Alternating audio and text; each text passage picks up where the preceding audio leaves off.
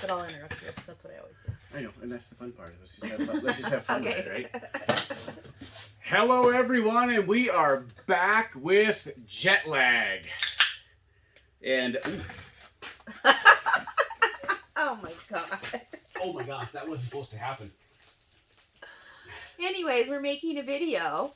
We're giving you moms and dads tips for traveling to Europe with your kids. And this is the background that Eric has decided. He thinks this is the best background for this tips on traveling with kids to Europe. Doesn't it make sense? How can you not love a third gen, right? I mean, it totally goes with traveling to Europe with your kids.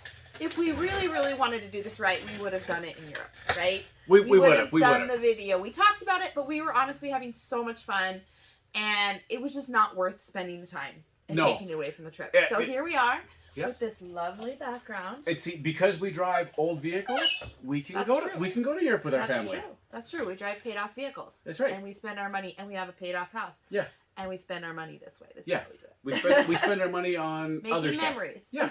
Everybody has to choose. This is what we choose. Okay, so here's how it all went down. We went to Europe 2 times, loved it so much, dreamt of bringing the kids to Europe. And every time we looked, we have 3 kids left at home. We have a 14-year-old, a 12-year-old, and a 9-year-old. And every time we looked at traveling to Europe, it was so expensive, and mainly because the plane tickets. Because really, are you going to travel in the summer because your kids have school, and plane tickets in the summer to Europe from Montana, I don't know what they are from other places, are $1,200 Oh, each. easy. if That not adds more. up. Yeah. So we just always kind of thought, can't afford it. Well, one night, I woke up from the most realistic dream that it felt like it actually for sure was going to happen. It was about 2:30 in the morning. Eric woke up, asked me what I was doing. I said, I had a dream. We were in Amsterdam with the kids. It was super realistic. And he said, where? Amsterdam. Oh, you said Amsterdam. No, I didn't. It sounded like it. All right, let's keep going. Okay, anyways. So I had a dream that we were in Amsterdam with the kids. Woke up at 2:30 in the morning. And he's like, well, let's just look and see what they are. See what the ticket prices are. And we happened to find a smoking deal, like crazy deal. So we found tickets out of Billings, Montana, and it is not a big airport. It is not cheap to fly out of, for $568 each over spring break. So a few things that we learned when looking at prices of tickets overall across the board is it matters what time you look. Yep. Look in the middle of the night, 2:30 in the morning. It's always going to be cheaper. Yep. That's a good tip. Yep. Also, when flying to Europe, it seems to be that Paris and Amsterdam are 2 of the cheapest places. They are 2 of the cheapest places to fly into. For us, it's always been Amsterdam. Yeah. So, for sure. anyways, that's how it all started. We took our kids to 3 different countries in 12 days. 12 days. We took them to Amsterdam for 2 days. 3 days, 2 nights. Yeah. Yep. Counting the day that you're traveling-ish. And then we, from Amsterdam, we flew to Munich and drove to Bavaria Alps region to see Neuschwanstein and Hohenschwangau Castle. That was an item that our daughter really wanted, our youngest daughter. Oh, yeah. And that's pretty close to Munich. And so we stayed there for 2 nights in an Airbnb, travel on both ends, so 1 full day. Drove back to Munich. We're in Munich for 2 nights. And then we were supposed to fly from Munich to Paris. Yeah, supposed to. Yeah. And that Eric will explain later, but we spent 4 nights in Paris. And then the last day, we took a 3-hour train back to Amsterdam late at night just to fly out early the next morning. So that wasn't really a day, but No, yeah. That's how our trip went. That's the kids' ages. And we're both going to kind of share some tips and tricks on what we learned for traveling. So, yeah. Yeah. All right. You want to go first? I'll go first. Okay, you go first. So you have to excuse me because I'm going to be looking at some of my notes. Yeah, that actually leads into the first thing I was going to talk about, which was planning. Because that's really kind of my role. I do a lot of the planning, and my first thing is Airbnb. It is the way to go with family. Absolutely. In Europe, if you have more than 4 of you, you have to get 2 hotel rooms. They will not allow more than 4 in a hotel room. So with the Airbnbs, we found that you can get a kitchen. We had an Airbnb in Paris with 3 bedrooms. It was amazing. With laundry. The Manet, how do you say it? Monet? I don't know. Something like that. Anyways, so yeah, laundry is a lot of times included in Airbnbs, sometimes separate bedrooms, kitchens, refrigerators. It's the way to go. Our biggest success on this trip was the places we stayed. They were phenomenal. They were amazing.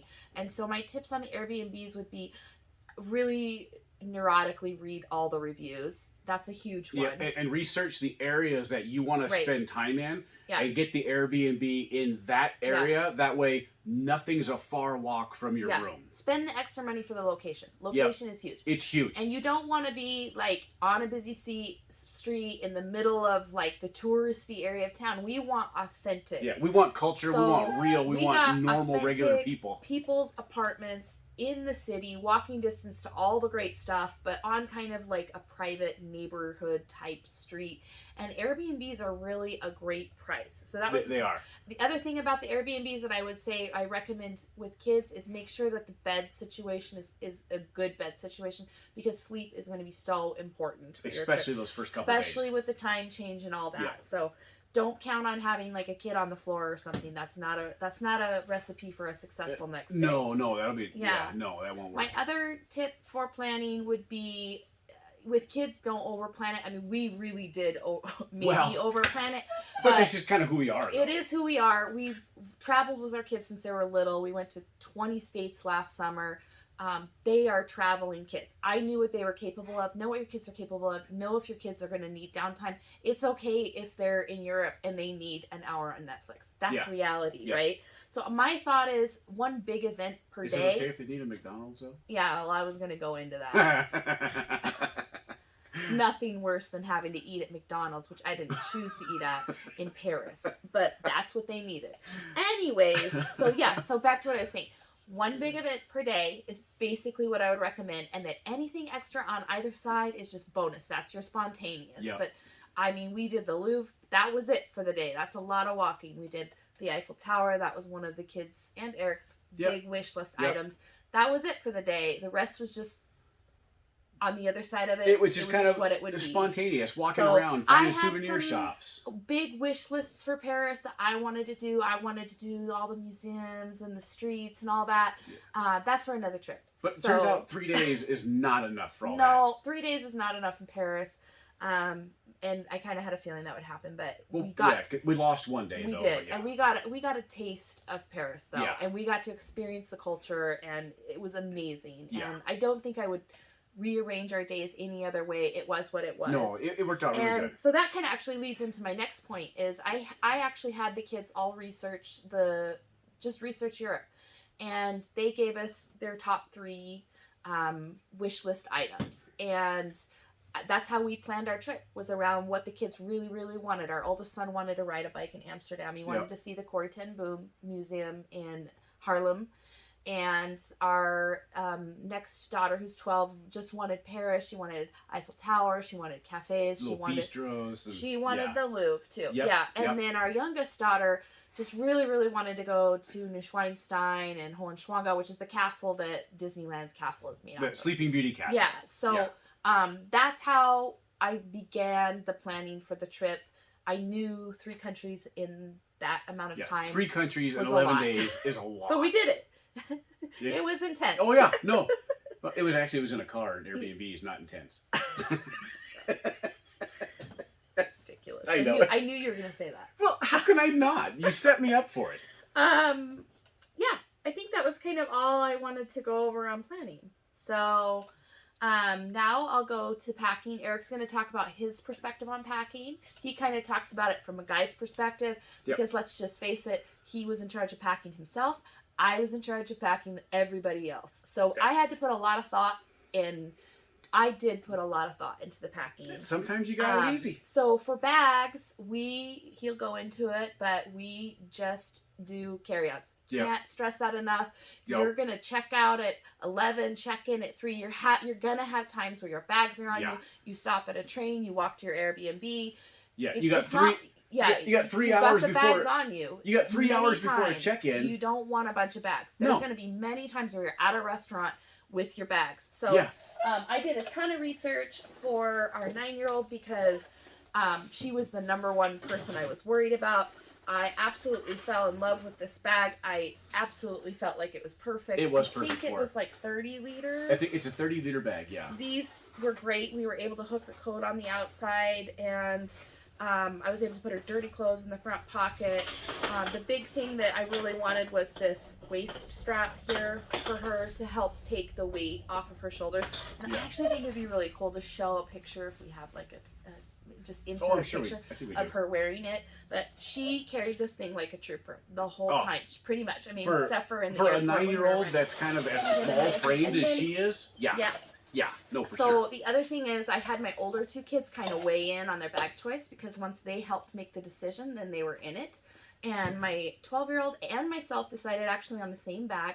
We decided on this bag. Again, it's just keep your bag simple, one big pocket, easy to access. That's huge. Can't recommend that enough. The one big pocket will then fit your packing cubes. That's how you fit a ton of stuff in. Easy to access. This particular bag was perfect for us. I am so thankful we chose it. It is both a rolly bag, so we could roll if we wanted, like in the airport when we had smooth ground and needed a break because we're not men. We can't carry stuff on our backs all the time. And then it had these backpack straps, so we could use the backpack style when we were on the cobblestone streets, going up and down stairs, and things like on and off the trains. So this bag was awesome. We could actually put in the comments links on Amazon for these bags. Absolutely. Our son chose a backpack kind of like his. So let's see. Okay, shoes. I'll show you what bags I brought. Oh, and that was the other thing. You'll go over your bag. You just show your separate thing. Oh, okay. Eric packed a bag inside of a bag. Mm-hmm. And the reason we do that is because our bags are packed tight, so that on that very last way home, we have a bag for souvenirs. And actually, we didn't even fill it at all. We didn't fill it. And that bag for souvenirs is still a carry-on bag, so there's no checked baggage whatsoever. There still was no, because his bag that was inside the bag actually is small enough to be a personal item. Yeah, it's a 33-liter bag, and it counts as a personal item because it fits under the seat and everything. Yeah, so he had his personal item, which was his bag in his bag that had all of his clothes, and his CPAP, which is huge. Oh, huge. Yeah. I mean, I'm old. I'm snore. Sorry. No. It is what it is, right? You can see it with the white hair on my face. So I had all of my clothes and my CPAP machine in that 33-liter bag, which counts as a personal item because you don't need very much stuff. Yeah. So I wanted to talk about shoes. Eric talks about shoes. He made a mistake. Actually, the shoes that I packed for myself and the kids were excellent. I was just going to do one pair of shoes. I really, really was set on it. But with the rain in the forecast, I decided last minute, nope, what if our shoes get wet? We need another pair. So I did do two pair of shoes for me and the girls. Our feet are much smaller. And then you had the covers. We got our daughter some rubber covers for her shoes, and that worked out pretty well. We can put a link on that. It's kind of like a poncho for shoes. It's like a silicone rubber cover that you stretch over your shoes. Yeah. It's waterproof. It holds up durable for when you're walking around the streets and the sidewalk. Yeah. It's actually just folds down really small. It's a really great option that takes up no space and weighs very, very little. Right. Now our 12-year-old is way too cool for that. But anyways, I wanted to show the shoes I picked. So I packed these. They're cute. They're tennis shoes. They're expensive. I put my money in my shoes.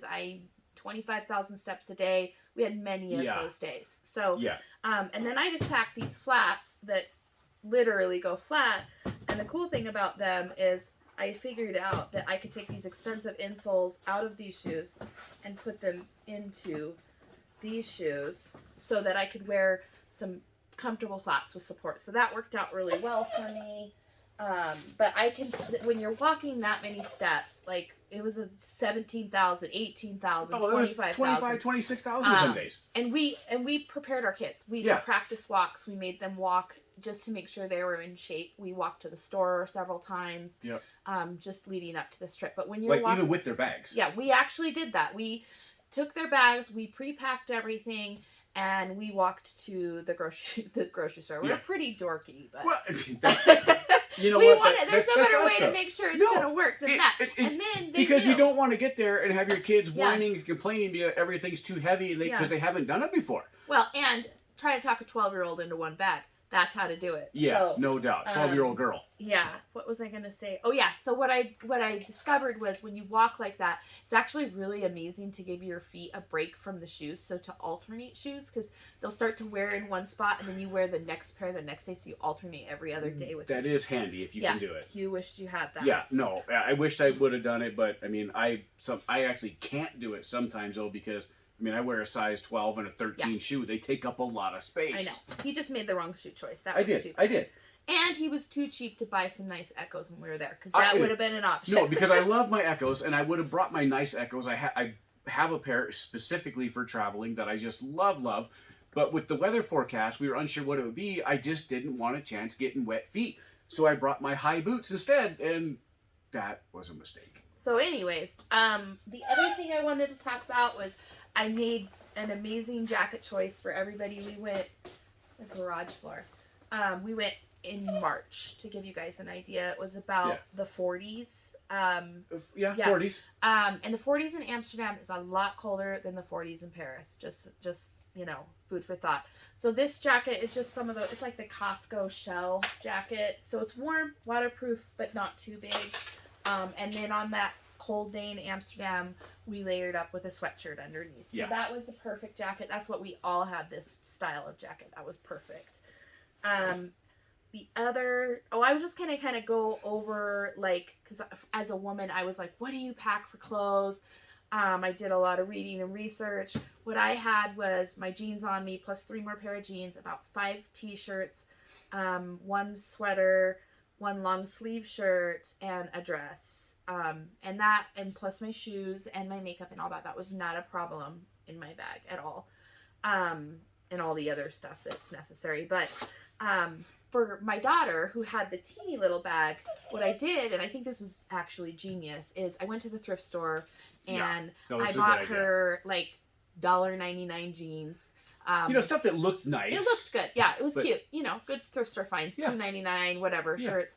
And then I just trashed them because it's like, I knew she couldn't carry all her clothes. And you get laundry in your Airbnbs, but their laundry, it doesn't fit a family of 5 days worth of clothes. You have to choose what you're putting in there. I like to describe their washing machines as a 5-gallon bucket laid on its side, and that's about the size of the inside drum of the washing machine. So you're not getting a lot of stuff in there, and it takes a long time to wash, and the dryer cycle doesn't dry. It just sucks. You gotta hang your clothes up to dry and we've overnight. used probably at least half a dozen washing machines.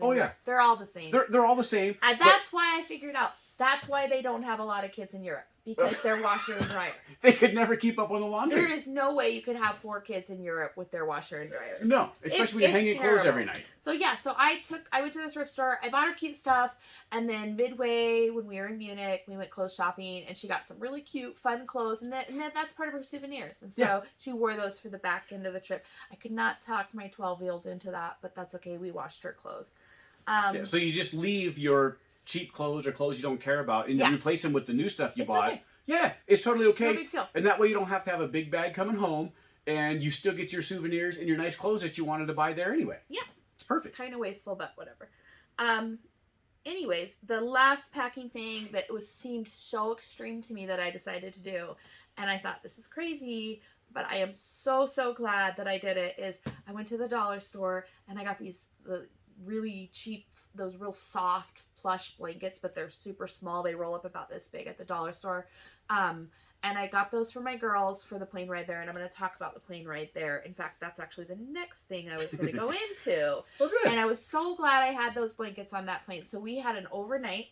We had a 10-hour straight flight from Salt Lake to Amsterdam. So when we arrived in Amsterdam, it was 11 o'clock their time, but it felt like, I think, what was it, 3 o'clock? It was like 3 o'clock in the morning our time, And so I'm like, ooh, because you can't check in at 11 o'clock. This is going to be an interesting situation. And I had read that there's actually like a strategy how airplanes do what they do. It's actually a studied out strategy to help with jet lag. So when they turn down the lights and they stop serving food, that's the time that you should be sleeping. And then when they turn on the lights and they start serving breakfast, that's actually designed to make your body, kind of trick your body into thinking you slept for a whole night.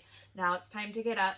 And so I've done this flight before and made the mistake of not bringing melatonin. I cannot recommend melatonin enough, or whatever works for you. And so I knew as soon as the lights went down after dinner, which I would recommend not eating, pack your own food. Anyways, it's not good. anyways, I took my kids' headphones away and I gave them a double melatonin dose, and I prioritized Put packing the sleep mask on. Yep, I prioritized packing neck pillows, even though it was big, and I had planned to just throw them away because I got them on clearance, but they wanted to keep them, and so that's all I did. we didn't have to sit next to him, which was nice. So he was snoring. But anyway, so we went to sleep at about like 8:30, something like that. Yeah. Slept for about, believe it or not, with that melatonin, about 5 to 6 hours. Yeah. And woke up, and our kids actually transitioned wonderfully. They it was did shocking really to good. me how wonderful Really good. they that first night they were up at like, I think It's like 1:30 or 2 o'clock in the morning. yeah. And But then we went back we to were like, sleep. it's okay, just roll with it. Yeah. Let them watch a little bit of Netflix on their phones, and then took it away, and Yep. they went back to sleep, and Yep. no big deal. So that, I was so thankful for. Sleep on the plane, and don't schedule the next day too heavily. Like, don't have plans. Just let it be spontaneous. Leave that first day just Yeah. open, and just if you're awake enough to do something, do it. Yeah. If not, go take a nap. We ended up going on a really cool boat. Yeah, like cruise, like an evening boat cruise around Amsterdam. And it was amazing, but 2 of our kids fell asleep. Yeah. And that was fine too. Well, I think we got a picture we'll stick in here of the kids passed out on the boat ride. That's fine. It was full moon. It was magical. Oh, it was nice. So yeah, the other thing I wanted to talk about that I think most moms would really be interested in is food. And my biggest advice. It's not just mom's interested in food. I like to eat it too. Oh yeah, I know. And I like it when you pack it for me. My biggest advice, if I had any advice for the whole trip, is pack Ziploc bags, because they do not have Ziploc bags in Europe. That did come in really handy. And so I packed like 40 Ziploc bags. And they pack small, and we used all of them. Yeah, we did. And the reason we use them is because we pack lunches. So our kids all have a day bag. And that's their personal item on the plane, and then that day bag becomes their place that they have their phone, their water bottle, and their sack lunch for the day. Yep. So I use those Ziploc bags a lot. And then I love going to the grocery store in other countries. The food is amazing. It's completely cool. different. It's so much cheaper. And so I always go to the grocery store right away, and I get snacks. I get apples, and we have Airbnb, so I get, their yummy lunch meats and cheeses and breads, and make sandwiches, and that's a great way to kind of save on money. Let's see. Also, we did some meals at home. We cooked a dinner at home. We cooked breakfast at home, just to kind of save on costs. Believe it or not, even with the total that we spent, we did do that quite a bit. Yeah. For sure. I think the gas on that trip must have been really expensive. It was pretty expensive. Like I said, because I don't think you told me. Even the euro to dollars conversion, we're basically $8 American, $8 a gallon for diesel fuel. So even though your vehicle gets 20 miles a gallon, it's $8 a gallon for diesel fuel, and when you got a 25-gallon tank, that adds up fast. Yeah, we had to take a car for a long ways that we didn't plan on. Yeah, and that's we did where this, not plan he will on go that. into that. That's where this conversation Yeah. leads into. So let's see what else. So the grocery stores. Let's see. Okay, so the other thing I would say is, and I think this is kind of common in understanding anyways, but Google reviews for restaurants is phenomenal, especially when you can't speak their language and the menu is in a different language, because you can see the pictures. Yeah, no doubt. And so when you're ordering for kids that are picky, you can show them the pictures and they can pick the picture. And so I would say Google review where you eat for sure. And we did end up having to eat in a rainstorm at a place I didn't have my, we only have one of our phones have internet, because there's only need for one. And so I just let us be impulsive in the moment, and it was terrible food. and I should have Google reviewed it. But Yeah. anyways, the last thing I would say is I had the hardest, almost cried moment when we had to leave the Louvre and eat at McDonald's in Paris. That was funny though, but I mean, it was it was sad of like, here we are in Paris, right, with all these like she says, all these great restaurants and cafes, and there's so many cafes and restaurants that are not even on Google Maps or Google Anywhere, because you zoom in and they're not even there because there's so many in all these neighborhoods. Yeah, that's true. But our kids are like sick and tired of weird food. Yeah. And they just want a McDonald's. They just want burgers and all this, and so right outside of the Louvre, we find a McDonald's. They're like, I want McDonald's. Yeah. So yeah, we sat in McDonald's in Paris outside of the Louvre eating our fancy Parisian lunch. Well, we didn't eat. So No. that's what I was going to say. No. So we just went with it. We Yeah. let them have the McDonald's, and they Yeah. were exhausted. And so we let them Yeah. have the McDonald's, and then we went. They just wanted to go home, and they just wanted to play on their phones. So we did. We took them home, played on their phones, yeah. and then we went And out. we went out and had a nice dinner. And it was amazing. Yeah. And And so so that's one of the things with the Airbnbs is you're always staying in a place where there's all these like great little restaurants around that are not tourist traps of American restaurants in a different city. So let the kids eat their whatever it is because they don't care anyway, and Yeah. we actually do care, Yeah. and we want the weird stuff and try the stuff and the cultural stuff. So yeah, back to the room they went, and they had Netflix and they had their phones, and we walk a block down and have an amazing dinner. Yeah. And I mean, actually, we did this twice, Yeah, 3 times. three One times. of them was like literally at the base of the Airbnb. But Yeah. I mean, I wouldn't recommend this if your kids aren't old enough and capable. We know Yeah. our kids. We have a 14-year-old, 12. They have cell phones. Yeah. They're locked in the room. We knew it yeah, was a we safe we neighborhood. deadbolted them in the They room. could call us at any point in time, and we could be in the meet of the room Yeah. in a minute or They two. have a set of So, keys to get out. We have a set of keys to get in. Yeah. They have their Wi-Fi, so their phones are on, so they can call us. We can call them. So I mean, don't judge, but No. we needed a date night in Paris. okay? Absolutely. And you know what? With 4 kids, if you lose one, you got 3 more. And they were just thrilled, to be honest. Oh, they loved it. Not only did they get their McDonald's, they got left alone to play on their phones and watch TV. And Netflix and Amazon Prime in other countries, you get other shows. So in English. Yeah, in English. So they were just thrilled to watch stuff they'd never seen before in English, and just they loved it. And it was perfect for us because we loved it too, because off we went to dinner. Yeah. So my last thing that I want to say is take ridiculous amounts of pictures, because I literally took ridiculous amounts of pictures. There were moments where I'm like, I'm annoying them. I feel like one of those like Snapchat moms taking pictures. Like some of them were getting annoyed, especially the boys. And then when we got home, I had these like, oh, I wish I would have got this picture in front of the Eiffel Tower. I wish I would have got this picture of this kid. I didn't get enough of this kid. Yeah. And so as much as I felt like I was taking a ridiculous amount of pictures, I wish I would have taken more. Well, and that's the thing too. That's I've always felt about that too. Is like every moment of time is just a moment in time that you'll never ever get back. Even if you take 3 pictures in the same area, you'll never get that first one again. So yeah, just take 1,000 pictures and go back through them and delete the ones you don't want.